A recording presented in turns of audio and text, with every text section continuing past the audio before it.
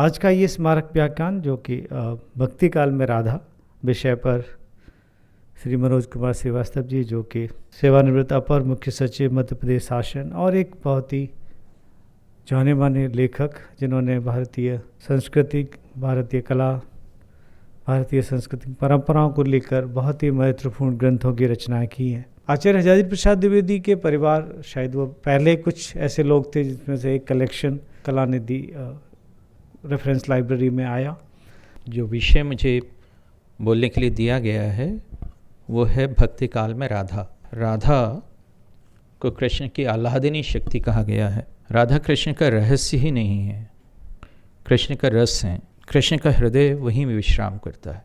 पर मुझे लगता है कि कृष्ण की गीता की जो अनुल्लिखित प्रेरक शक्ति हैं वो भी राधा ही हैं।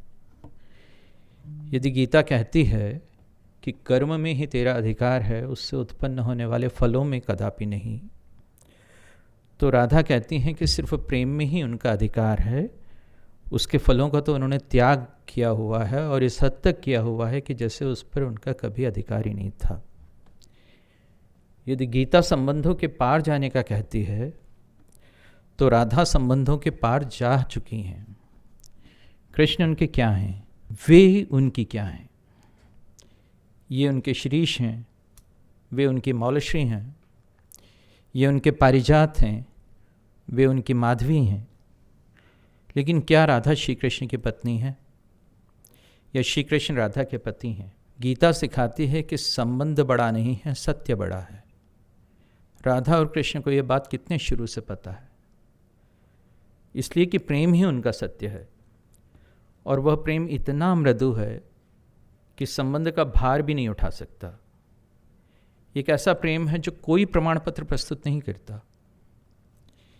यदि कुछ पुराणों ने राधा को और कृष्ण को ब्रह्मा जी के द्वारा विवाह कराते हुए दिखाया भी, तो वो भी इस बात का सूचक था कि प्रणय से परिणय में परिणत होने वाले इस प्रेम में जो भी है वो दिव्य है, वो सृष्टिकर्ता के आदि कवित्व का आशीष है।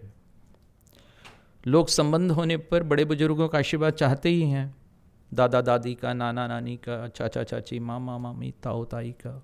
तो ब्रह्मा भी बुजुर्ग हैं, सृष्टि के पितामह हैं। लेकिन राधा और कृष्ण का प्रेम सामाजिकता में नहीं है, निसर्ग में है। इसलिए सर्ग के रचयिता को ही इनके लिए होना है। ध्यान दें कि यह गंधर्व विवाह नहीं है। गंधर्व ब्रह्मा के ही सर्ग के अंग हैं और वे देवगायक मात्र हैं। लेकिन ब्रह्मा विदेह हैं। उनका एक पर्याय है अशरीरी, उनका दूसरा पर्याय है सात्विक। उनका होना यह बताता है कि राधा और कृष्ण के प्रेम की कोई मानव समाज वाली सीमा नहीं है और न किसी शरीरी के लिए संभव है कि वह राधा और कृष्ण के प्यार का गवाह बन सके। यह पूरा अगजग उनके प्यार को जानता है। यह ब्रह्म वैवर्त, ये किसी पुराण का नाम नहीं है, यह इस ब्रह्मांड को कहते हैं। सो उस पुराण के इस प्रसंग का अर्थ यही है कि राधा और कृष्ण के प्रेम की सांस्कारिकता, ये संपूर्ण निखिल, यह मरुत्पथ, यह नक्षत्राकाश, यह द्यावा पृथ्वी, यह शशि चक्र, यह सूर्य, यह चंद्र, यह कांतार, यह वटवृक्ष, यह बेला, यह चमेली, यह जुहू, यह कल्लोलिनी, सब प्रमाणित करते हैं राधा और कृष्ण को और किसी कचहरी में नहीं जाना, कोई दावा नहीं ठोकना, कोई मुतालबा नहीं मांगना, न कोई हलफनामा है वहाँ, न कोई मुख्तियारनामा। वहाँ बस वे दो हैं और वह दुई भी बस ख़त्म सी हो गई है। वे एक ही हैं। राधा कोई अनंत प्रतीक्षा करती हुई प्रेमिका नहीं है, क्योंकि कृष्ण ही उनका आत्मा है। उस आत्म को ही गीता द्योतित करती है। राधा ने कृष्ण से प्रेम में जिस स्वतंत्रता का अनुभव किया था, वह अनुभव राधा के माध्यम से और उनके दृष्टांत की प्रेरणा से बहुत सी मर्यादाओं, नैतिकताओं और बंधनों से मुक्ति के एहसास के लिए एक स्थायी संदर्भ बिंदु बन गया। गृहस्थियों को चलाने के बोझ से लाद दी गई पुरुष प्रधान समाज की स्त्रियों के लिए राधा के रूप में एक विरेचन भूमि उपलब्ध हुई। अध्यात्म ने उसे पूज्य समझा, उसे आराध्य माना, जिसके प्रेम ने समाज की प्रचलित सरहदों की जंजीरों को अपने भावातिरेक से पिघला दिया। जैसे कृष्ण के जन्मते ही कारागृह के द्वार खुल गए थे, हथकड़ी बेड़ी टूट गई थी, और वह अवतार हुआ ही इसलिए था कि वो मर्यादाओं की जानलेवा जकड़नों से मुक्त कराने के लिए आया था। वैसे ही राधा के प्रेमाधिक्य ने स्त्री हृदय के द्वारा किए जाने वाले निर्वाचन को आदर का स्थान दिलाया। भागवत में कृष्ण किस दुर्जर गेह श्रृंखला की बात कर रहे थे? दुर्जर गेह श्रृंखला, वो कौन सी श्रृंखला थी जो गोपियों ने तोड़ डाली? जो कृष्ण अपने माता पिता की श्रृंखलाएं जन्मते ही तोड़ दिए, वे ही कृष्ण गोपियों की श्रृंखलाएं तोड़ देने की प्रेरणा हुए। तब जाकर रास के अनुभव के तार गीता के उस महावाक्य से जुड़ते हैं जिसमें कहा गया है कि सर्वधर्मान परित्यज्य मामेकं शरणं व्रज अहम त्वा सर्व पापेभ्यो मोक्षयिष्यामि मा शुचः, कि सारे धर्मों का परित्याग करके तुम मेरी शरण में आ जाओ, मैं तुम्हें समस्त पापों से मुक्त कर दूंगा। यानी गीता का ज्ञानोपदेश करते समय राधा कृष्ण के भीतर कहीं धड़क रही थी। कृष्ण धर्म से आगे हैं, और धर्म जो है सामाजिक नैतिकता से आगे है। सामाजिक मर्यादाओं को जैसी चुनौती द्रौपदी देती हैं, वैसे ही राधा भी देती हैं, बस उनकी शैली में फर्क है। गीता में भगवान कृष्ण जिस निश्चयात्मिका बुद्धि की बात करते हैं, राधा और भ्रमर गीत की गोपियां उसका प्रमाण है। अलबत्ता उन्हें निश्चयात्मक हृदय का कहा जाना ज़्यादा उपयुक्त होगा।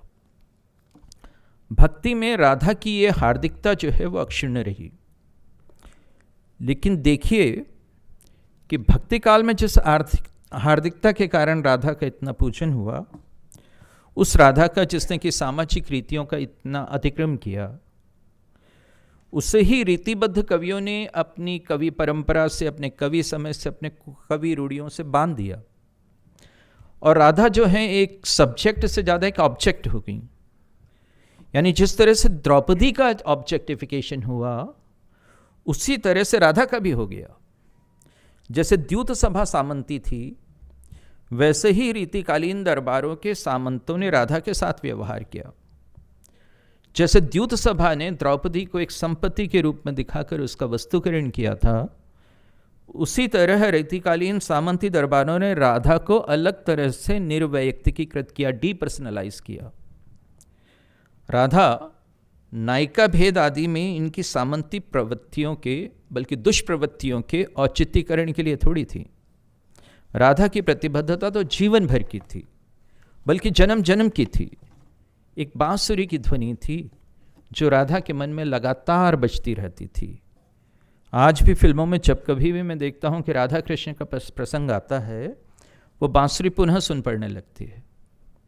वो महीन ध्वनि, वो पृष्ठभूमि में बिना किसी आक्रामकता के लगातार संचरित होती हुई, लगातार सस्पेंदित, लगातार जीवित, वह ध्वनि थी क्या जो धीरे धीरे सब पर छा गई। वह बांसुरी जीवन के संगीत का नाम है।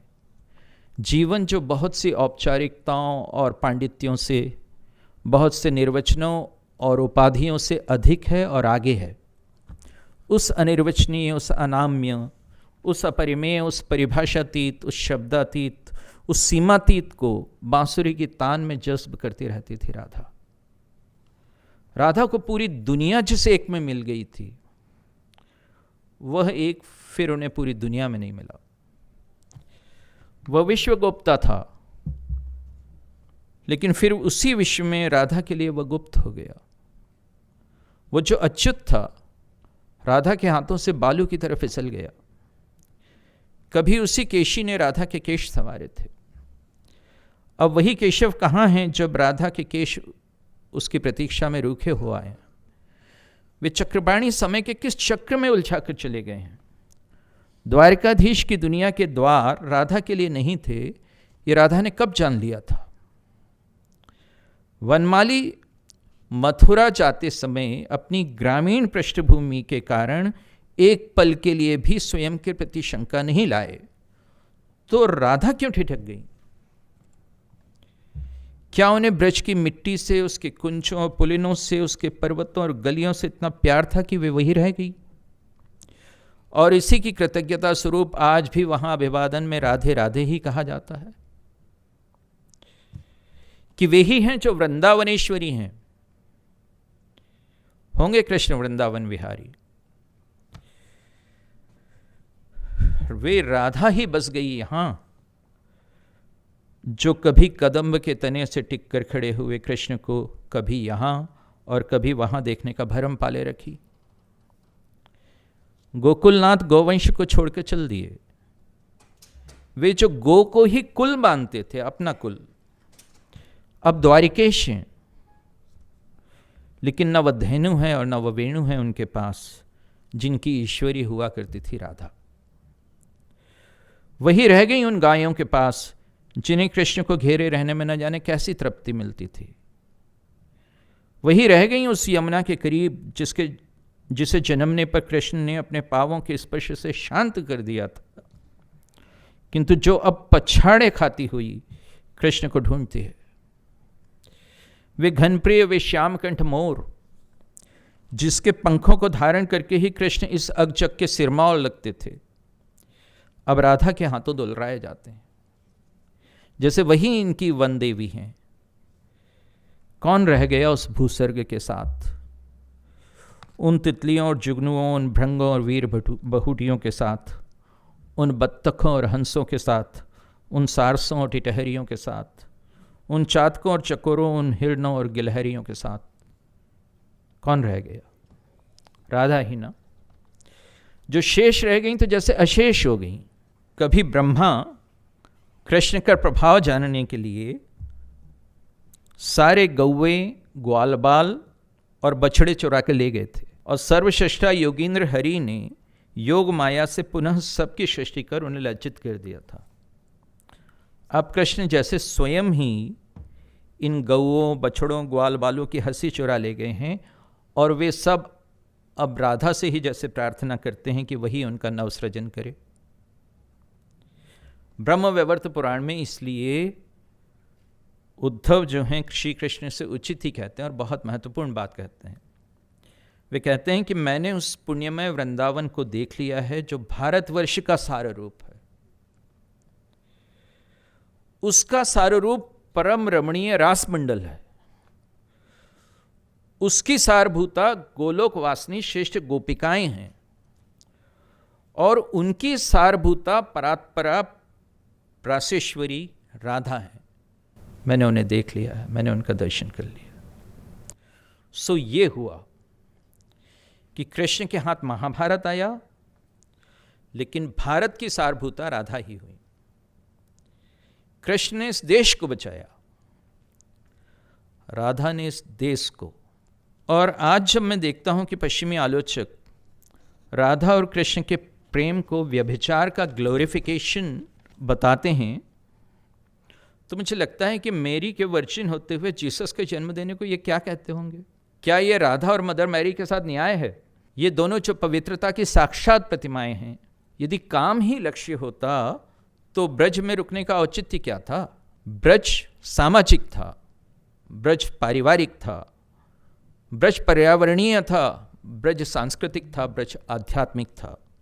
वो ब्रज नहीं छूटा, वो प्यार छूट गया, जिसे ये विचार विशेषज्ञ जो हैं एक तरह के बायोलॉजिकल रिडक्शनिज्म में परिभाषित करते हैं, एक तरह के जैविक अपघटनवाद में परिभाषित करते हैं।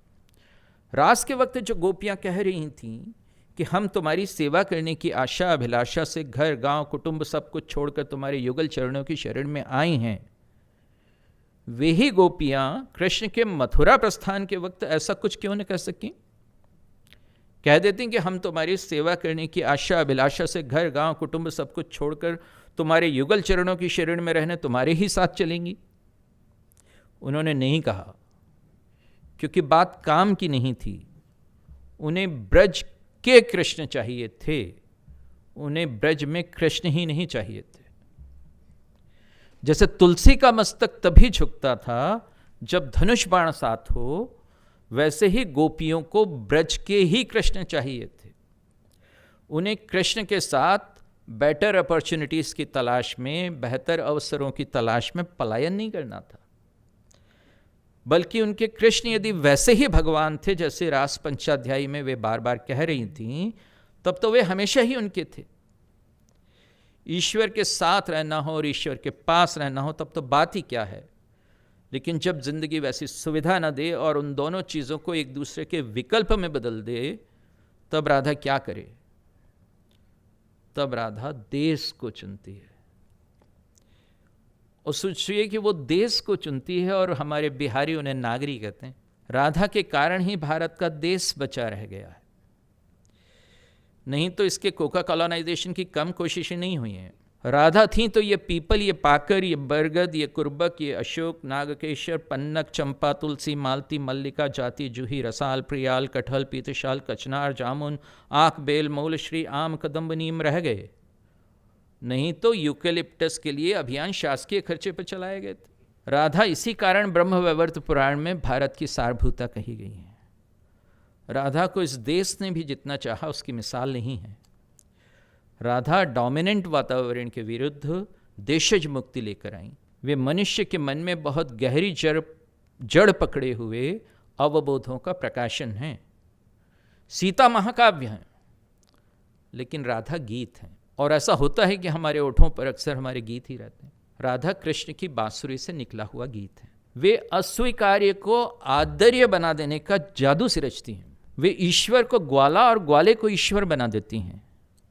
कृष्ण के माथे पर जब वे मोर पंख लगा देती हैं तो उसके सामने कोहिनूर जड़ा मुकुट शोभाहीन लगने लगता है, और वह मोरपंख दरअसल मुकुटों को चुनौती ही सिद्ध होता है।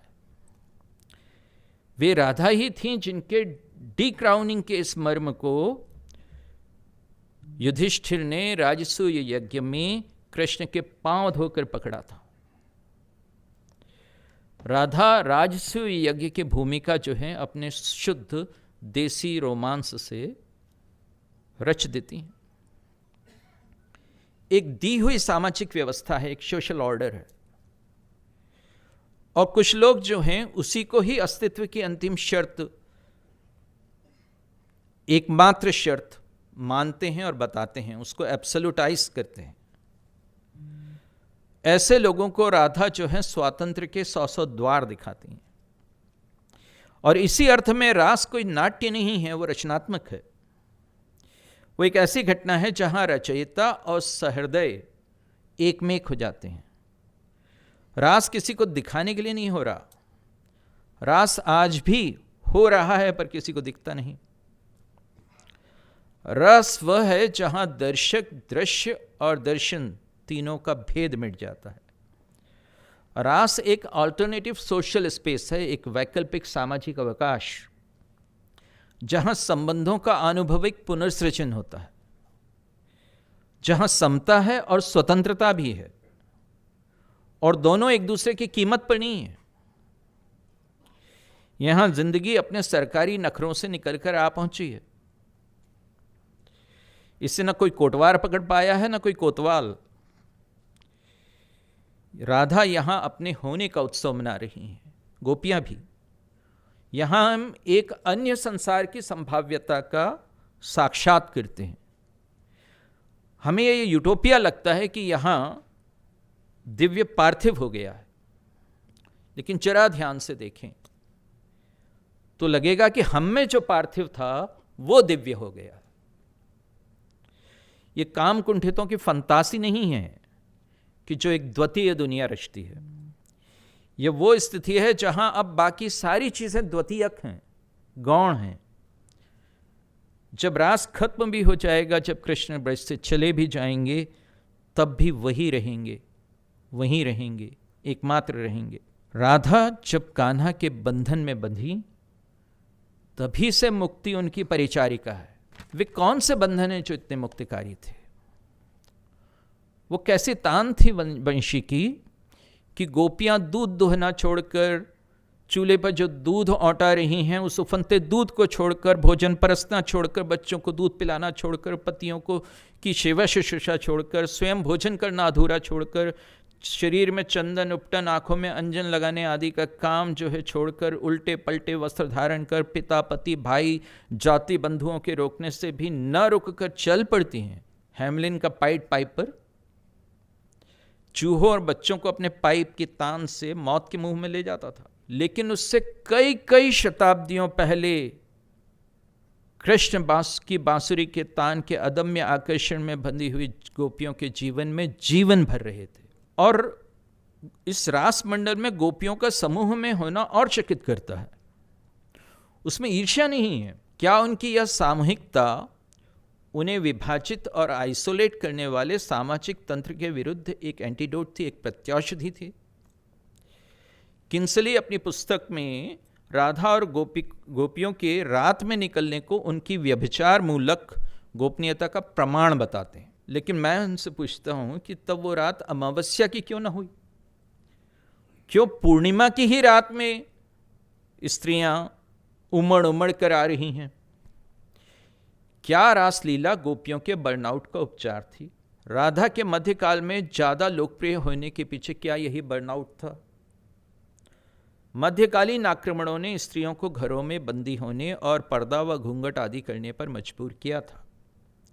सहसा एक बड़ी घुटन जो है नारी के मन में और नारी के प्रति औसत हिंदुस्तानी के मन में पैदा हो गई थी। एक पृथकता भाव, एक सेक्लूशन उसमें भर गया था। अन्यथा ये तो वो देश था जहाँ पर अजंता और एलोरा की स्त्रियां जो हैं बिना घूंघट की थीं। अन्यथा ये तो वो देश था जहाँ काली, दुर्गा, पार्वती, सरस्वती, लक्ष्मी कौन सा घूंघट करती थी? रामायण में सीता खुलेआम आलिंगन करती हैं राम का। वो सब शुभ दिन मध्यकालीन आक्रमणों ने हवा कर दिए। अवगुंठनहीनता का युग, स्त्री की वाग विदग्धता का युग चला गया। अब भय था, असुरक्षा थी, आतंक था। अब बहुत दिखाई सुनाई न देना था। यह एक ओर तो आक्रमणों से हो रहा था, दूसरी ओर विजेताओं के रंग ढंग के वैसे ही आंतरिकीकरण से भी हो रहा था। विजेताओं के रंग ढंग के इंटरनलाइजेशन से भी हो रहा था, जैसे अभी हो रहा है, जैसे हम मैकडोनाल्डाइजेशन कहते हैं, जैसे हम कैलिफोर्निकेशन कहते हैं, जिसे हम उपनिवेशवाद कहते हैं, चाहे वो पुराना हो चाहे नया हो। राधा की श्री पूर्णता ने कवियों की कल्पनाओं को भक्ति काल में न केवल पर लगा दिए बल्कि मध्यकालीन नारी को एक आकाश दे दिया। गोपियों की सामूहिकता ने मध्यकालीन नारी के विलगाव को उपचारित किया। आक्रमणों से जो अवसन्नता छाई हुई थी वह इस तरह धीरे धीरे दूर हुई और एक आत्मसंज्ञा की वापसी हुई। राधे राधे के स्मरण ने नारी मन के उस संज्ञाघात का असर जो है कम किया, उसका अकेलापन दूर हुआ। इसलिए यदि कुछ विद्वान जो हैं वो राधा को वैदिक युगीन न कहकर मध्यकालीन कहते हैं तो इसी पृष्ठभूमि के चलते कहते हैं। मध्यकाल में राधा भारत के समाज मनोविज्ञान से अवतरित हुई। एक गतसंज्ञ और अवसादित समाज में अचानक ठिठोली करने, उलझने, खिंचाने, गुदगुदाने, छेड़ने, चिढ़ाने, चुहल करने के दृश्य पैदा हो गए। यानी हुआ क्या था? जब गिद्ध आ गए थे तो गौरैया सहम गई थी और कोयल के कुहू कंठ से कुछ निकल नहीं पा रहा था। तब राधा के संस्पर्श ने, उसके उदय ने बताया कि उनके पास एक और आकाश है, एक और आकाश के जहां कपोल भी, नीलकंठ भी, मैना भी, बुलबुल भी, कोयलिया भी, गौरैया भी, टिटहरी भी, चकवा भी, चकोरी भी, चातक भी अपनी उपस्थिति दर्ज करा सकते हैं, जहां मोर अभी भी नाच सकते हैं, जहां हंस अभी भी अकुंठ रह सकते हैं। और यह एक कड़वे यथार्थ से पलायन नहीं था, यह अपने मूलभूत जीवन मूल्यों का सुरक्षा कवच था। विकृति के विरुद्ध प्रकृति अब कुछ ऐसे प्रस्तुत हुई कि वो हमारी संस्कृति बन गई। भारत के संस्कृति सूर्य का अस्तंगमन का जब खतरा हुआ तो याद रखिए कि सिर्फ सूर्यवंशी राम की स्मृति ही सक्रिय नहीं हुई थी, बल्कि राधा की अमृत रश्मियां भी मन की धरती पर गिरने लगी थी। तुलसी ने भारतीय पुरुष को संभाला तो सूरदास ने भारत की स्त्री को। यह ऐसा नहीं था कि तुलसी लोक संग्रह कर रहे थे और अष्टछाप के कवि जो है लोक रंजन कर रहे थे, बल्कि राधा रानी भी उतनी ही लोक संग्रही थीं। उन्होंने भारतीय स्त्री के हृदय की जो किरचें बिखर गई थीं उन्हें एक एक कर समेटा, उससे बताया कि वो अभी भी रसा है, भद्रा है, धरित्री है, वसुमती है, स्थिरा है। इन्हीं अर्थों में उसके पृथ्वी के समान धैर्यवान होने का संकल्प तब प्रबल किया गया जब पृथ्वी को रौंदा जा रहा था, जब साहिर के शब्दों में तापों की सदाएं आने लगी थीं। भले ही लोग सूर सूर तुलसी ससी के लोभ में, आलंकारिक लोभ में ये बात कर लें, सूर सूर तुलसी ससी, लेकिन यथार्थ ये है कि तुलसी निशाचरों के विरुद्ध राम की सूर्य शक्ति को लेकर आए, सूर्यवंशी राम की शक्ति को। और सूरदास जो है इस सुधा निधि को, जिसका नाम राधा था, कि जिस तरह से तुलसी अत्याचारी सत्ता के दौर में राम राज्य का आदर्श दिखा रहे थे, वैसे ही गोलोक का एक प्रत्यादर्श जो है इस राधा कथा ने दिखाया। आप जब गायों को मारा जा रहा था सिर्फ इसलिए कि काफिर उन पर श्रद्धा करते हैं, तब ब्रह्म संहिता क्या कह रही थी कि जहां लक्ष लक्ष कल्पवृक्ष तथा मणिमय भवन समूह विद्यमान हैं, जहां असंख्य कामधेनु गौएं विद्यमान हैं, उस गोलोक में शत सहस्त्र लक्ष्मियां प्रीतिपूर्वक जिस परम पुरुष की सेवा कर रही हैं, ऐसे आदि पुरुष गोविंद का मैं भजन करता हूं। यह गोलोक उसी पृथ्वी की याद है जो अत्याचार बढ़ने पर पुराणों में गौ का रूप धारण करके शरण मांगने पहुंचती है। ये गोपियों के रूप में भारतीय स्त्रियां ही थीं, उन पर अत्याचार बढ़ रहे थे और इसीलिए गोविंद की शरण मांगी जा रही थी। ये कोई पलायन परक यूटोपिया नहीं दिखाया जा रहा था, एक प्रत्यादर्श खड़ा किया जा रहा था। इसको यूं भी समझिए कि यह वह समय था जब मोहम्मद बिन कासिम द्वारा मुल्तान विजय में भारी गौकशी की गई थी। यह वह समय था जब गजनवियों के सेनापति सालार महमूद ने बहराइच के युद्ध में राजा सुहाल देव के नेतृत्व में उत्तर भारतीय राजाओं की संघ शक्ति सेना के विरुद्ध गायों को शील्ड की तरह प्रयुक्त किया था। यह वह समय था जब अहमद शाह दुर्रानी ने अमृतसर के स्वर्ण मंदिर के पवित्र जलाशय को मारी हुई गायों के रक्त से भर दिया था। यह वह समय था जब औरंगजेब ने सरसपुर में चिंतामण पार्श्वनाथ जैन मंदिर के भीतर गाय को मारकर अपनी कुव्वत को सिद्ध किया था। तब आप ध्यान दीजिए, वो सारे पद जो अष्टछाप के कवियों ने लिखे हैं, वो सारे पद जिसमें कि गायों से, धेनु से नंदनंदन का प्रेम दिखाया गया है, वो सब अनायास नहीं था। वह सब जो है किसी एक ऐतिहासिक स्थिति के विरुद्ध एक रचना थी, एक प्रतिक्रिया थी। और ऐसी बहुत सारी पुस्तकें उस समय लिखी गईं जिनमें कि एक गौ प्रेमी संस्कृति का चित्रण हुआ, चाहे वो भागवत हो, चाहे वो ब्रह्म संहिता हो, चाहे गर्ग संहिता हो, ब्रह्मवैवर्त पुराण हो, हरिवंश पुराण। मैं देखता हूं कि हमारे जो आधुनिक अंग्रेजी इतिहास विशेषज्ञ हैं वो ये कहते हैं कि ये सारी रचनाएं जो हैं उतनी प्राचीन नहीं हैं जितनी ये बताई जाती हैं, ये तो मध्यकाल में रची गई। मुझे उससे प्राचीन न बताकर मध्यकालीन बताने की मानसिकता से भी इनकार नहीं है। यदि वे इन आक्रमणों से पहले की रचनाएं थीं तो उन्होंने एक स्वप्न का टूटना देखा था, जैसे अचानक कोई कविताओं की दुनिया से गालियों की दुनिया में चला है। जैसे उन्होंने देखा कि सब कुछ प्राकृतिक नहीं होता है और मन की कुलांचें जो हैं कई बार घोड़ों की टापों से टकराकर हतप्रभ हो जाती हैं। तो ये हुआ सकता है। और यदि ये बाद की रचनाएं हैं तो सोचिए कि क्या इनके जरिए जानबूझकर किसी प्रतिकल्पी आदर्श का पुनर्स्मरण कराया जा रहा था। तो सोचिए कि क्या उनके जरिए सिडिशन के बीज बोए जा रहे थे। ये महत्व का मुझे लगता है। और ये भी लगता है कि लोग मुझे ये कहते हैं कि राधा कर क्या सकी मध्यकाल में। भक्ति काल में राधा के स्मरण से हुआ क्या? मुझे लगता है कि राधा भारत की जीवन शक्ति को अक्षुण्ण रख सकें।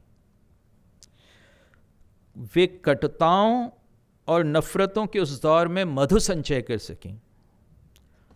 कैसा भयावह नरसंहार था, ईविल का प्रत्यक्ष। इससे बदतर और क्या हो सकता था? यह एक सभ्यता को जैसे नष्ट करने की कार्यवाही थी। इंच इंच के लिए लड़े थे लोग। भारत की देह कुचल दी गई थी, भले ही भारत की आत्मा नहीं कुचली जा सकी, क्योंकि उस आत्मा में राधा की प्रेरणा थी। गजनवियों, गोरियों, लोदियों और औरंगजेबों के साम्राज्य अपने ही पापों के भार से ढह गए।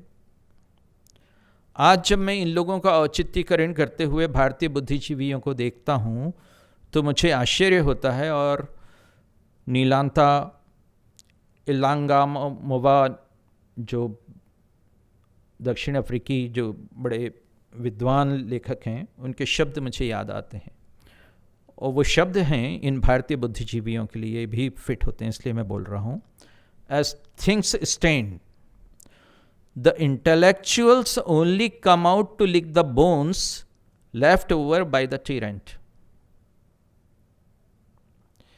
इन हड्डियों को चूसना मधु संचय नहीं है, मधु राधा की आराधना में है। वो मधु है, अफीम नहीं है। अफीम का सेवन उन्होंने किया है जो अभी भी इन आतताइयों का ग्लोरिफिकेशन करते हैं। वे आतताई इस बात का साक्ष्य थे कि ईविल है, ईश्वर नहीं दिखाई देता, ना उसे जाना जा सकता है, लेकिन ईविल है वो दिखी भी और उसे जाना भी गया। उसे न देखने और उसे न जानने वाले उस पीड़ा को बेअसर ही नहीं बनाते हैं जो इन जुल्मों के बीच बेकसूर मासूम लोगों ने भोगी। ऐसे लोग उस ईविल को ही ईश्वर बनाते हैं अपने न देखने और अपने न जानने से। उनके व्यंग में वही व्यंग है जो उन बुत शिकनों के व्यंग में था। उनकी हंसी में वही हंसी है जो उन गाजियों के अट्टहास में थी। क्या उखाड़ लिया इनके ईश्वर ने, जबकि हमने तो वह मंदिर भी तोड़ दिया जिसके 5 स्तंभ बिना किसी आधार के हवा में निलंबित बताए थे महमूद ने। बलात्कारियों को प्रेमियों पर हंसने का जैसे सदा अवसर उपलब्ध है, सदा अधिकार है, हंस लें। लेकिन बलात्कार बुनियादी रूप से पुरुष होने की विफलता का मुआवजा है। बलात्कृता को उसके बाद जैसे कोमा में जाने का मन होने लगता है। उसे लगता है कि काश उसे एमनेशिया हो जाए, स्मृति लोप हो जाए। वैसे ही इन मध्यकालीन अत्याचारों और अमानुषिकताओं की लीपापूर्ति करने वालों का मनोविज्ञान होगा। जैसे जैसे दिमाग में वे फुसफुसाहटें तीव्र होती जाती हैं, उतनी ही जोर से उसका निषेध, उसका डिनायल बढ़ता जाता है। और कुछ दूसरी तरह के लोग हैं जो बलात्कृता पर ही दोष मढ़ने लगते हैं। उससे इतने बनने ठनने की क्या जरूरत थी, ना होते सोने की चिड़िया। तो विक्टिम ब्लेमिंग जो है वो सभ्यतागत भी होती है। तो यही नहीं है कि इतिहास का यह हिस्सा जैसे यहीं के लोगों पर दोष मढ़कर पढ़ाया गया है, बल्कि यह भी है कि भारत में कुछ ऐसे भी पढ़ाया गया कि जैसे यह ईविल का इरादा नहीं था, बस वो परिस्थिति ही ऐसी बन गई। उन्हें कौन कहे कि सिचुएशनल रेप भी रेप ही है। यहां बलात्कारियों को भी अभिभाषक मिलते हैं, कुछ तो इतने प्रवीण कि वे बलात्कार को बलात्कृता की फैंटेसी बता देते हैं। तब उस विक्टिम का उपचार क्या है? सोमाली माम अपनी पुस्तक the road of lost innocence में कहती हैं, I strongly believe that love is the answer and that it can mend even the deepest unseen wounds. Love can heal. Love can console. Love can strengthen. And yes, love can make change. तो राधा कृष्ण के गीतों और काव्य ने यही किया था। एक बलात्कृता संस्कृति को उसके पश्चाताप के गीतों और उनके डार्क रूम में ले जाने की जगह वे उन्हें प्रेम की चांदनी में ले गए। उस संघात, उस ट्रॉमा से उसकी मानसिक बहाली के लिए जैसे ये एक तरह की आस्तित्विक आवश्यकता बन गई थी। उसमें जानबूझकर ही वे सारे संदर्भ बाहर रखे गए जो बलात्कृता के दुःस्वप्नों को और प्रबल करते, उन्हें कुरेदते। क्या होता यही यदि वही दुःस्वप्न उसे रोजाना दिखता, कभी उसके सामने, कभी उसके पीछे, कभी उसके अगल बगल? क्या वही दुःस्वप्न उसके पागलपन में नहीं बदल जाता? राधा का उदय इतिहास से टूटी हुई स्त्री के लिए सनातन की सांत्वना का उदय है। राधा इतिहास में न थी न थी। उससे बड़ा सत्य यह है कि राधा इतिहास का सहारा बनी जब इतिहास की उदास छायाएं गहरी होती जा रही थीं। राधा स्वयं एक ज्योति शिखा से प्रकट हो गई। इतिहास विरासत नहीं बना, राधा बन गई। प्रणाम, धन्यवाद। जब भारत के देश में या लोक में जब जितना प्रचलित सीताराम है, उससे ज़्यादा प्रचलित या लगभग उतना प्रचलित राधे राधे भी है। तो आप ये समझ सकते हैं कि सीताराम के लिए तो राम की भी शक्ति लगती है, लेकिन राधे राधे अकेली ही सब पे भारी पड़ती है। तो वो जो लोक है जिसमें राधा बसती है, रचती बसती है, वो एक तरह से अपनी सृष्टि स्वयं कर लेती है। ये एक बहुत महत्वपूर्ण बात है। आपके व्याख्यान में एक बहुत सुंदर बात थी कि जब श्री कृष्ण देश को बचा रहे थे तो राधा देश को बचा रही थी। मुझे लगा कि उसके साथ ये भी जोड़ें कि जब श्री कृष्ण देश को बचा रहे थे तो राधा श्री कृष्ण को बचा रही थी। ये एक बड़ी बात थी, क्योंकि एक पीछे एक नैतिक शक्ति, एक नैतिक संबल, एक नैतिक आधार लगता है जो श्री कृष्ण के पीछे शायद राधा के रूप में हम सब के बीच में उपस्थित रहा। आज से कुछ साल पहले की मुझे घटना याद है कि आचार्य विजय कौशल महाराज जी के सम्मुख एक पुस्तक का लोकार्पण करने का अवसर मुझे प्राप्त हुआ था। और वो पुस्तक उसका शीर्षक बहुत अभी तक मुझे याद आता है, रामचरितमानस में राधा भाव। तब मैंने महाराज जी से पूछा भी था कि ये राधा भाव रामचरितमानस में कैसे और किस तरह से उसकी व्याख्या आप करते हैं। तब उन्होंने जो बात कही थी वो संभवतः यहाँ भी आज चर्चा के लिए उपयुक्त होगी बात करना कि राधा भाव दरअसल है क्या। राधा भाव सिर्फ राधा का होना या राधा की भक्ति का भाव नहीं है, वो हमारे समाज में, हमारे पूरे लोक में दरअसल एक अनकंडीशनल लव, अनकंडीशनल अफेक्शन और अनकंडीशनल डिवोशन का भाव है। ऐसा भाव जिसके अंदर कुछ अपेक्षा नहीं है, निरपेक्ष है, आपसे अपेक्षा नहीं करता और किस तरह से वो देता है। तो उस पूरे व्याख्यान में, उस पूरी पुस्तक में उन्होंने इस बात की पूरी चर्चा की थी कि कहाँ कहाँ रामचरितमानस में इस तरह की बात आती है जहाँ हमको राधा भाव के दर्शन होते हैं। रामचरितमानस भी मध्यकाल में ही लिखा गया ग्रंथ है और राधा के संबंध में भी बहुत सारी जो बातें लिखी गई वो प्रायः मध्यकाल में ही लिखी गई हैं। तो इसलिए उन्होंने उस बात की तुलना करते हुए कहा था कि ये जो राधा की पूरी सृष्टि है वो सृष्टि कैसे न सिर्फ कृष्ण की कहानी को प्रभावित करती है बल्कि रामचरितमानस को भी बहुत अधिक प्रभावित करती है। तो उस दृष्टि से आज का जो व्याख्यान है वो मुझे लगता है कि एक पूरा सारगर्भित व्याख्यान है जो राधा की दृष्टि, हमें एक राधा को देखने की एक नई दृष्टि प्रदान करता है। मनोज जी, आपको सिर्फ जान के थोड़ा आश्चर्य भी होगा और थोड़ी प्रसन्नता भी होगी। पिछले कुछ समय से इंदिरा गांधी राष्ट्रीय कला केंद्र में हम ये प्रयास कर रहे हैं कि जिन इतिहासकारों का आपने उल्लेख किया जो कहते हैं कि कृष्ण थे भी कि नहीं थे या कृष्ण का काल क्या है, इस पर बड़ी बहस चल रही है। तो हमने पिछले 2-3 सालों से ये प्रयास किया है कि हम डेटिंग, एक ऑथेंटिक डेटिंग निकालने का प्रयास करें, महाभारत की ऑथेंटिक डेटिंग निकालें। कलयुग का प्रारंभ कब हुआ, जब माना जाता है कि जिस दिन भगवान श्री कृष्ण का अंत हुआ वहाँ से कलयुग का प्रारंभ हुआ, तो वो कौन सी तिथियाँ हैं।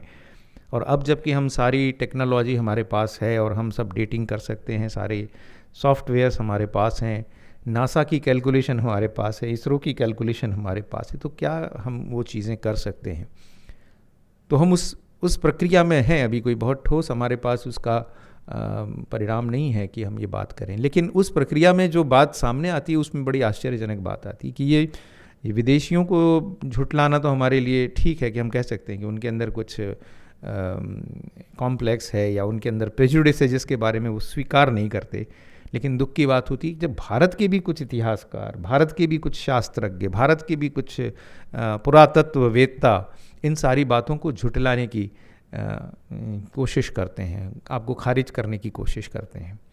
इसी बीच कुछ इतिहासकार राधा थी भी कि नहीं थी ऐसे भी प्रश्न आपके सामने लगाते हैं कि ये कपोल कल्पित है क्या, काल्पनिक पात्र है क्या, कहाँ हुआ, कैसे हुआ, उसके अन्य ग्रंथों में संदर्भ क्यों नहीं मिलते, यहाँ क्यों मिलते हैं।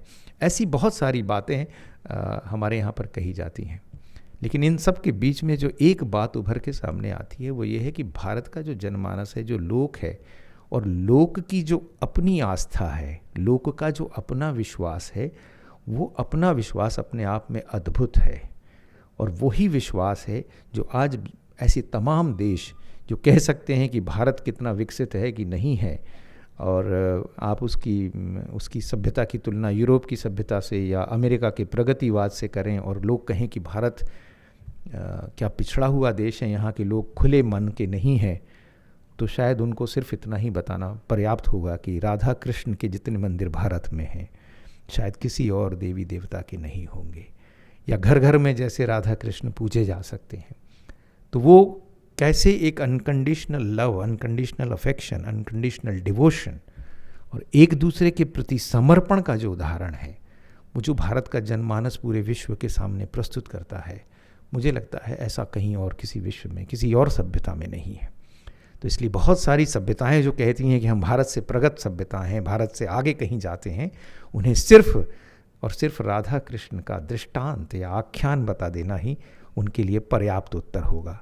अगर उनमें हिम्मत है तो इसी को झुठला के दिखा दें, क्योंकि ये इतिहास के परे, ये शास्त्र के परे और ये तमाम गणितीय तुलनाओं के परे जाकर कहीं ना कहीं दिल में जाने का, मन में जाने का, मानस में समा जाने का आविर्भाव है।